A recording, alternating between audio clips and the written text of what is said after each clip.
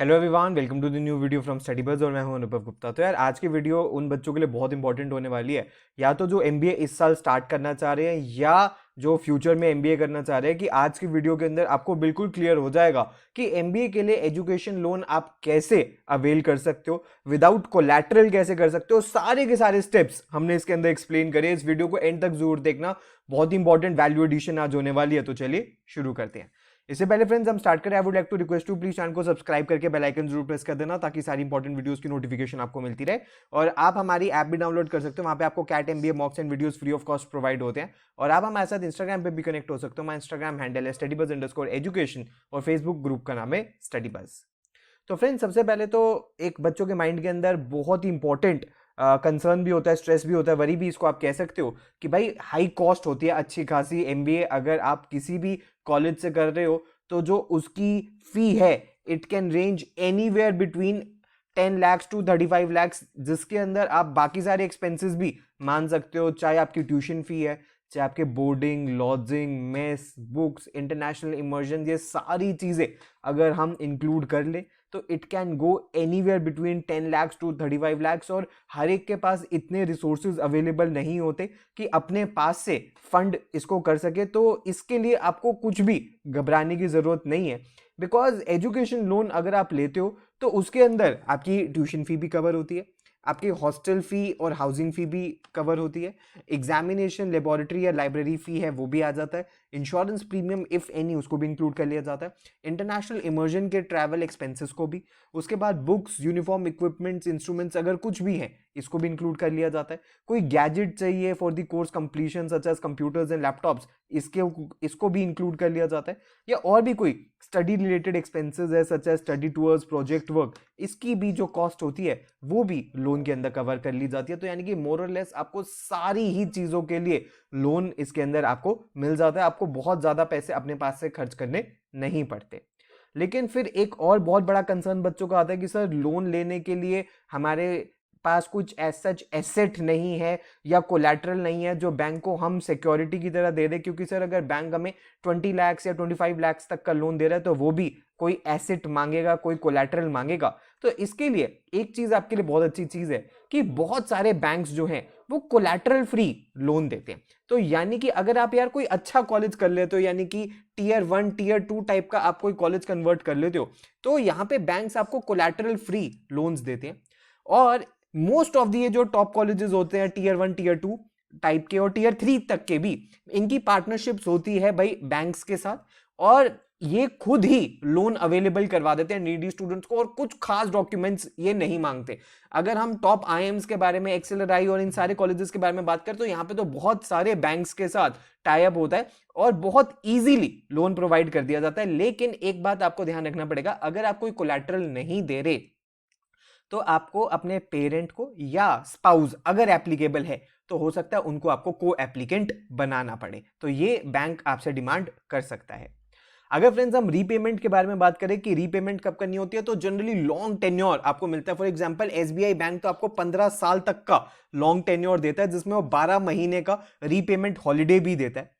ये जो मॉरिटोरियम होता है जनरली 6 महीने से लेके 1 साल तक का होता है कि आफ्टर कोर्स कंप्लीशन तब तक आपकी ईएमआई स्टार्ट नहीं होती, क्योंकि ये टाइम आपको दिया जाता है सेटल डाउन होने के लिए, आपको अपने बाकी सारे एक्सपेंसेस कवर करने के लिए। तो 1 साल तक का आप मॉरिटोरियम ले सकते हो और उसके बाद आपको आपकी रीपेमेंट शुरू हो जाती है। और मोस्ट ऑफ दी बैंक्स किसी भी तरीके का कोई प्री पेमेंट चार्जेस या पेनल्टी भी नहीं लगाते एजुकेशन लोन के ऊपर। तो अगर आपके पास मान लीजिए कहीं से बोनस आया या कहीं से फंड्स आए हैं या आपकी सैलरी बढ़ गई, आपने चेंज किया और आप अपना एजुकेशन लोन जल्दी कवर करना चाहते हो, खत्म करना चाहते हो, तो वो भी ऑप्शन आपको मिल जाती है कि उसके ऊपर आपको कोई भी पेनल्टी या प्री पेमेंट चार्जेस नहीं लगते। इसके अलावा एजुकेशन लोन लेने के आपको इनकम टैक्स बेनिफिट्स भी मिलते हैं, क्योंकि आप भाई section 80E of the income tax act के अंदर इसकी डिडक्शन ले सकते हो। तो जितना भी आप इंटरेस्ट पे कर रहे हो ईएमआई का, उसके अंदर आपको डिडक्शन मिल जाएगा आपके इनकम के अंदर, और इसकी कोई लिमिट भी नहीं है। बट हाँ, सिर्फ 8 साल तक ही आप कर सकते हो। फॉर एग्जाम्पल कैसे, मान लीजिए अगर आपकी इनकम आफ्टर डिडक्शन 15 lakhs है, ठीक है, मान लेते हैं, और जो आपने ईयरली लोन पे किया उसके ऊपर इंटरेस्ट आपने 50,000 रुपीज पे किया, तो आपको 50,000 रुपीज की भी और डिडक्शन मिल जाएगी। तो जो अब आपको इनकम टैक्स पे करना होगा, जो इनकम आपकी कैलकुलेट होगी वो 14,50,000 होगी और इसके ऊपर आपको टैक्स पे करना होगा। तो गवर्नमेंट भी सपोर्ट करती है। फर्दर अगर कोई बच्चा ईडब्ल्यूएस कैटेगरी से है तो उसके लिए तो इंटरेस्ट सब्सिडी भी गवर्नमेंट ने स्कीम निकाली हुई है, आप गवर्नमेंट ऑफ इंडिया की वेबसाइट के ऊपर जा सकते हो। और इसके अंदर अगर आपकी पेरेंटल इनकम 4.5 लाख से ज्यादा एक्सीड नहीं कर रही तो 1 ईयर का मॉरेटोरियम इंटरेस्ट जो होता है वो गवर्नमेंट भी पे करती है। तो इस स्कीम के बारे में भी जाके आप पढ़ सकते हो। स्कीम का नाम है central sector scheme for interest subsidy. अब किस तरीके से अप्लाई करना है, देखिए आपके पास दो तरीके हैं। या तो आप इंडिविजुअली हर बैंक के अंदर अप्लाई करें, फॉर एग्जांपल आप एसबीआई में, एचडीएफसी, एक्सिस, क्रेडेला, इन सब के अंदर इंडिविजुअली भी कर सकते हैं।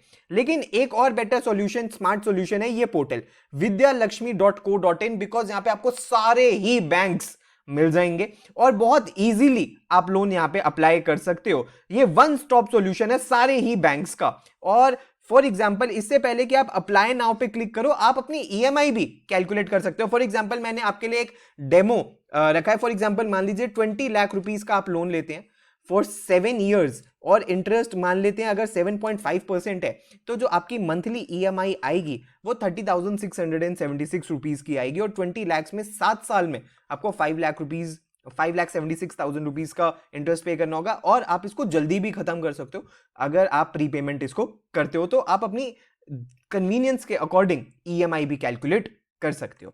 तो फ्रेंड्स क्या करना है, सबसे पहले भाई आपको यहाँ पे अप्लाई नाउ पे करना है। और अप्लाई नाउ के लिए आपको पहले रजिस्टर करना होगा, अपनी सारी डिटेल्स डालनी होगी, अपना first name, middle name, last name, आपको phone number, email ID, password डालना होगा। और उसके बाद ये आपको बोलेंगे कि भाई आपका अकाउंट क्रिएट हो गया है और आपको जाके उसको वैलिडेट करना है अपनी ईमेल एड्रेस से। इसको ईमेल वेरिफिकेशन भी आप कह सकते हो। और उसके बाद जब आप आओगे लॉगिन करने के लिए तो ऐसा पेज आपको दिखेगा। इससे पहले आप इस पेज पे जाओ तो आप अपनी फोटो भी एक यहाँ पे अपलोड कर देना। It should be less than 200 KB and make sure एक प्रोफेशनल फोटोग्राफ होनी चाहिए।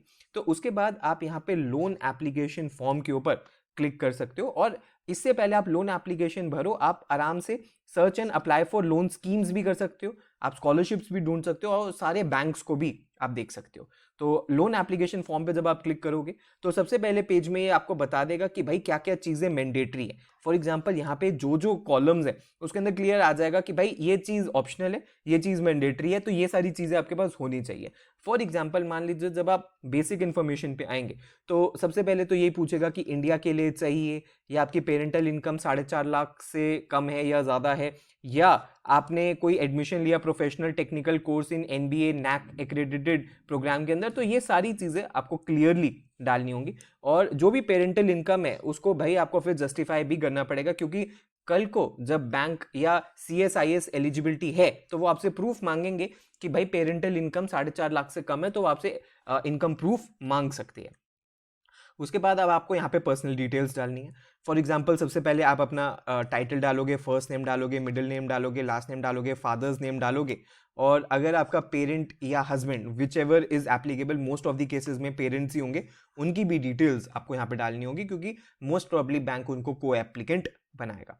उसके बाद फिर आपको अपनी कैटेगरी डालनी है, जेंडर डालना है, मैरिटल स्टेटस डालना है, एजुकेशनल क्वालिफिकेशन डालनी है, फिर हाईएस्ट क्वालिफिकेशन में मार्क्स कितने थे वो डालनी है। पेरेंट्स के लिए डालना इतना मैंडेटरी है नहीं होता, आपको अपना ऑक्यूपेशन बताना है, इनकम फ्रॉम ऑल सोर्सेज अपनी भी बतानी है और पेरेंट्स की भी बतानी है, पैन नंबर देना होगा दोनों का ही, पैन नंबर नहीं होता तो फिर फॉर्म 16 डालना पड़ता है। उसके बाद स्टेट बतानी है, एड्रेस, और ये सारी बेसिक इन्फॉर्मेशन आपको डालनी है। उसके बाद सेकंड आपसे आपकी बैंक डिटेल्स मांगी जाएगी, आपकी खुद की भी और आपके पेरेंट्स की भी। तो अपनी ब्रांच का IFSC अपना डालोगे, आप पेरेंट्स का डालोगे, बैंकर डालोगे, बैंक ब्रांच डालोगे, अकाउंट टाइप डालोगे, और जो भी डिटेल्स ये मांगेंगे वो सारी डिटेल्स आपको अपनी बैंक डिटेल्स यहाँ पे देनी होगी। उसके बाद अब आपसे कोर्स डिटेल मांगी जाएंगी कि आप मेरिट से आपका एडमिशन हुआ है या मैनेजमेंट कोटा से हुआ है, ड्यूरेशन ऑफ द कोर्स कितनी है, 1 साल है, 18 महीने है, 2 साल है, 3 साल है, what ever. Name of the institution आपको डालना होगा, नेम ऑफ द कोर्स आपको डालना होगा, कब से शुरू हो रहा है टेंटेटिव डेट डालनी होगी, और कब ये खत्म होगा उसकी भी टेंटेटिव डेट आपको यहाँ पे डालनी होगी। उसके बाद जब भी आप किसी कॉलेज में अप्लाई करते हो वो आपको पूरा फी का शेड्यूल देते हैं, वो डिटेल्स भी आपको डालनी होंगी, क्योंकि फॉर एग्जांपल ट्यूशन फी कितनी है, एग्जाम फी कितनी है, बुक स्टेशनरी कितनी है, इक्विपमेंट कंप्यूटर फी कितनी है, हॉस्टल एक्सपेंसेस कितने हैं, ये सारी ही चीज़ें आपको डालनी होंगी। और आप कितना टोटल खर्चा आ रहा है अपने पास से या स्कॉलरशिप से, आप कितने पैसे डालोगे, लोन कितने का चाहिए, ये सारी चीज़ें। डिटेल्स ऑफ सिक्योरिटीज ऑफर्ड, ये मैंडेटरी नहीं है, आप छोड़ सकते हो। और रीपेमेंट प्रपोज्ड आपको कितना चाहिए, आपको कितने मंथ्स का चाहिए वो आपको यहाँ पे डालनी होगी, और उसके अकॉर्डिंग अमाउंट ऑफ इंस्टॉलमेंट आप कितना चाहते हो वो भी यहाँ पे आपको डालनी होगी, और उसके बाद आप सेव एंड नेक्स्ट इसको कर सकते हो।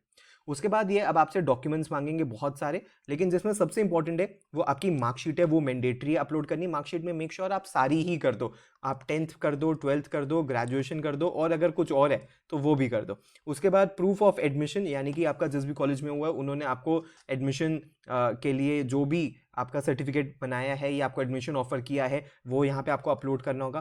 प्रूफ ऑफ इनकम आपको अपनी अपलोड करनी होगी। Schedule of expenses college he provide करता है, वो आपको देना होगा। फॉर्म 16 लेटेस्ट नहीं चाहिए होगा अगर आपके पास पैन कार्ड है। इनकम टैक्स रिटर्न्स आपको देनी पड़ेगी। कुछ लैंड रिकॉर्ड्स मैंडेटरी नहीं है, आप इग्नोर भी कर सकते हो, अगर बैंक फ्यूचर में मांगता है तो आप दे सकते हो। उसके बाद पैन आधार नहीं है तो अंडरटेकिंग देनी होगी, विच आई होप ऐसी जरूरत ना पड़े, क्योंकि हर एक बच्चे के पास आज की डेट में होता ही है। आपको अपनी एक फोटो लगानी होगी, पेरेंट्स की फोटो लगानी होगी, और को एप्लीकेंट या गारंटर जो आपके पेरेंट होंगे उनकी फोटो ही आपको यहाँ पे लगानी होगी। और ये सारी चीज़ें जब आप अपलोड कर दोगे उसके बाद आपकी एप्लीकेशन सबमिट हो जाएगी, और बैंक्स आपको कॉन्टैक्ट कर लेंगे, और एप्लीकेशन के अकॉर्डिंग आपको कितना लोन मिल सकता है और कौन कौन सा बैंक आपको किस रेट ऑफ इंटरेस्ट पे प्रोवाइड कर रहा है वो सारी चीज़ें भी डिसाइड हो जाएंगी। इसके अलावा कुछ और स्टेप्स भी है जो आपको बहुत इंपॉर्टेंट पता होने चाहिए, कि जब भी आप लोन अप्लाई कर रहे हो तो भाई रिसर्च बहुत थॉरली कर लेना सारे ही आप बैंक्स की, और different rate of interest bank charge करता है, तो आप देख सकते हो आपका सबसे ज़्यादा बेनिफिट कौन सा है। एक बार जब आपने बैंक चूज कर लिया, हो सकता है आपको बैंक विजिट करना पड़े, और या बैंक की वेबसाइट के ऊपर आपको सारे फॉर्म्स और डॉक्यूमेंट्स अपलोड करने पड़े।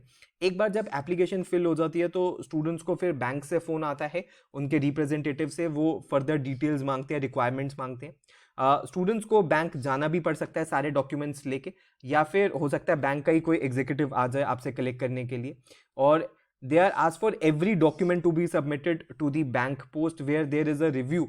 बैंक की टीम पूरे डॉक्यूमेंट्स को रिव्यू करेगी, फिर बैंक वेरीफाई करेगा सारे प्रोसीजर्स को, डॉक्यूमेंट्स को इन मेल, और वो इंस्टीट्यूशन से भी कंफर्म करेगा।